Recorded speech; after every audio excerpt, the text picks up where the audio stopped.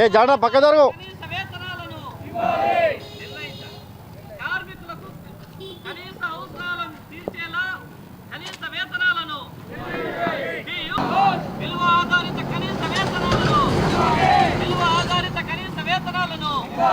కనీస వేతనం 39,000 రూపాయలుగా 39,000 రూపాయలు కనీస వేతనాలుగా కార్మికుల పట్ల కేంద్ర రాష్ట్ర ప్రభుత్వాల నిర్లక్ష్య వైఖరి, కార్మిక వర్గం పట్ల కేంద్ర రాష్ట్ర ప్రభుత్వాల నిర్లక్ష్య వైఖరి, అమలు చేయాలి కనీస వేతనాలను.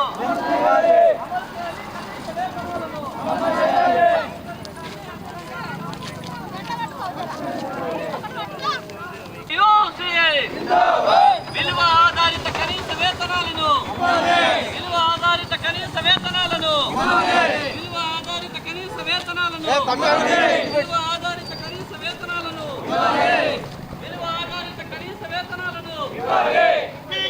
కార్మికుల ఐక్యత, కనీస వేతనాలు వెంటనే కార్మికుల పోరాటాలు, విలువ ఆధారిత కనీస వేతనాలను వెంటనే ఆధారిత కనీస వేతనాలను వెంటనే కనీస వేతనాలను కార్మికులకు కనీస అవసరాలు తీరేలా 39,000 రూపాయలను, కనీస వేతనం 39,000 రూపాయలను బానిసలుగా కాకుండా మనుషులుగా చూడాలి. కార్మికులను బానిసలుగా కాకుండా మనుషులుగా 39,000 గౌరవ వేతనం, 39,000 గౌరవ వేతనం పరిష్కరించాలి. కార్మికుల సమస్యలను కల్పించాలి. ఉద్యోగ ఆరోగ్య భద్రత, ఉద్యోగ ఆరోగ్య భద్రత. కనీస వేతనం 39,000 రూపాయలు, కనీస వేతనం 39,000 రూపాయలు. కేంద్ర ప్రభుత్వం కార్మికులకు కనీస వేతనం 39,000 రూపాయలు.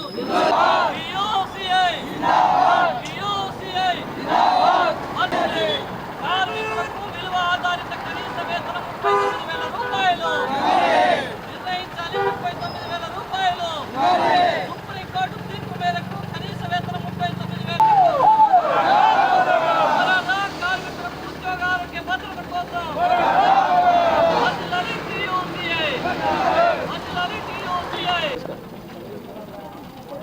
మిత్రులారా,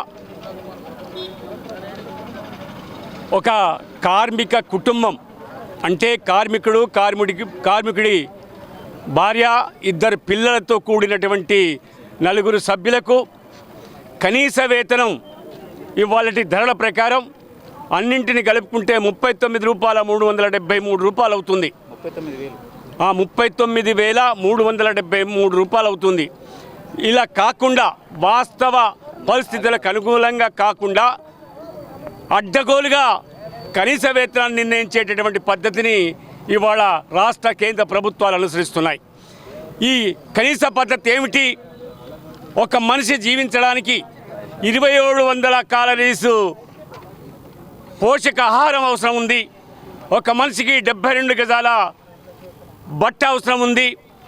అదేవిధంగా ఇంటి కిరాయిలు కానీ లేదా ఇల్లుంటే దాని మెయింటెనెన్స్ కానీ దాని కింద కనీసం 15% పట్టుకోవాలి.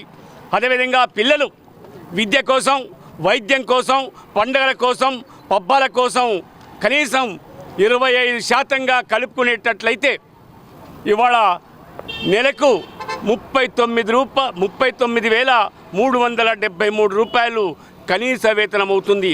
అంటే ఒక కుటుంబం గడపడానికి కుటుంబానికి అనుగుణంగా ప్రతి నెల 39,373 రూపాయలు ఈ పరిస్థితుల వల్ల అవుతుంది. కానీ వీటన్నిటిని పక్కన పెట్టి అడ్డగోలుగా ఇవాళ నిర్ణయిస్తున్నటువంటి స్థితిని మనం చూస్తున్నాం. పైగా కేంద్ర ప్రభుత్వం జాతీయ వేతన విధానాన్ని పక్కకు పెట్టి నేషనల్ ఫ్లోర్ లెవెల్ మినిమం వేజెస్ని కూడా పక్కకు పెట్టి అడ్డగోలుగా నిర్ణయిస్తుంది.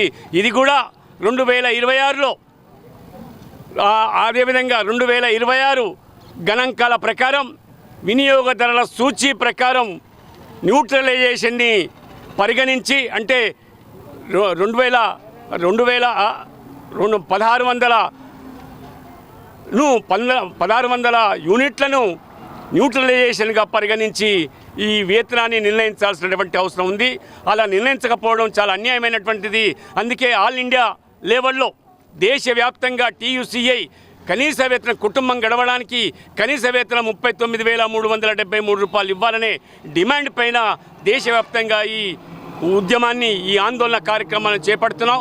ఇప్పటికైనా రాష్ట్ర కేంద్ర ప్రభుత్వాలు కుటుంబం గడవడం కోసం కుటుంబానికి అనుగుణంగా 2026 వినియోగదారుల సూచీ ప్రకారం న్యూట్రలైజేషన్ని పరిగణించి కనీస వేతనాన్ని నిర్ణయించి అమలు చేయడానికి పూనుకుంటుందని చెప్పి టీయూసీఐ రాష్ట్ర కమిటీగా రాష్ట్ర ప్రభుత్వాన్ని, కేంద్ర ప్రభుత్వాన్ని డిమాండ్ చేస్తున్నాం.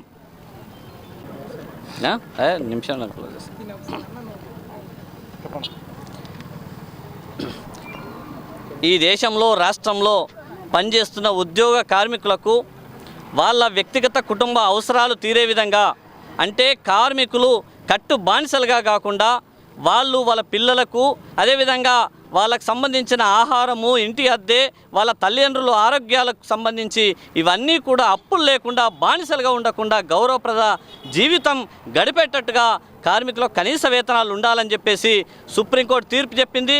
అదేవిధంగా భారత కార్మిక సంస్థ 1957లోనే ఈ విధంగా ఉండాలి అని చెప్పేసి కొన్ని ప్రమాణాలు పాటించాలని చెప్పేసి చెప్పింది. 1972లో సుప్రీంకోర్టు, అదేవిధంగా 1957లో భారత కార్మిక సంస్థ చెప్పిన సూచనలు ఈ కేంద్ర రాష్ట్ర ప్రభుత్వాలు పక్కన పెడతా ఉన్నాయి. అందుకోసమే టీయూసీఐగా, జాతీయ కమిటీగా ప్రస్తుత ధరలు, ద్రవ్యోల్బణాన్ని దృష్టిలో పెట్టుకొని కార్మికులకు 39,000 రూపాయలు కనీస వేతనంగా ఉండాలని చెప్పేసి ఈ సందర్భంగా మొత్తం జిల్లా కలెక్టరేట్ల ముందు ఆందోళన చేయాలని చెప్పేసి టీయూసీఐ జాతీయ కమిటీ పిలుపునిచ్చింది. ఆ పిలుపులో భాగంగా ఈరోజు నిజామాబాద్ జిల్లా కమిటీ ఆధ్వర్యంలో కలెక్టర్ కార్యాలయం ముందు మేము ధర్నా చేస్తూ ఉన్నాం. ఈరోజు ఈ రాష్ట్ర ప్రభుత్వం కానీ, కేంద్ర ప్రభుత్వం కానీ ఏదైనా సుప్రీంకోర్టు తీర్పులు ఇస్తే వెంటనే అమలు చేస్తామని చెప్పేసి ఇవాళ ప్రగల్భాలు పలుకుతున్న ఈ ప్రభుత్వాలు కార్మికులకు కనీస వేతనాలు ఎందుకు అమలు చేయట్లేదని చెప్పేసి ఈరోజు మేము చెప్తా ఉన్నాం. అనారోగ్య బారిన పడితే కార్మికులు అప్పుల పాలై ఆత్మహత్యలు చేసుకునేలా ఈ ప్రభుత్వాలు ప్రయత్నం చేస్తూ ఉన్నాయి. ఇట్లాంటి వైఖరిని విడనాడాలా, కార్మికుల పట్ల వివక్షను విడనాడాలా, కార్మికులు గౌరవప్రద జీవితాన్ని గడిపేలా వాళ్ళకు జీతాలు నిర్ణయం చేయాలని చెప్పేసి ఈ సందర్భంగా మేము పిలుపునిస్తూ ఉన్నాం.